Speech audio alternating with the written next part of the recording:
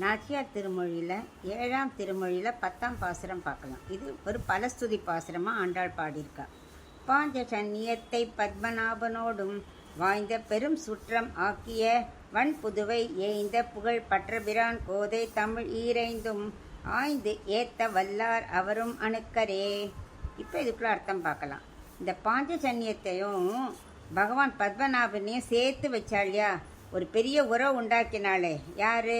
வன்புதுவை, அதாவது பெருமை வாய்ந்த ஸ்ரீவல்லிபுத்தூரில் நல்ல புகழ்பெற்ற பெரியாழ்வாரோட திருக்குமாரத்தியாக அவதரித்த அந்த கோதை பாடிய இந்த தமிழ் பாட்டான 10 பாடல்களை யாரெல்லாம் சொல்கிறாளோ அவள் எல்லாருமே எப்படி ஆண்டாளும் கண்ணனும் நெருக்கமாக இருக்காளோ அதே மாதிரி இது அத்தனையும் சொல்கிறவர்களுக்கு பகவானோட நல்ல நெருக்கமாக இருப்பார்கள் அப்படின்னு பலஸ்துதி சொல்கிறான்.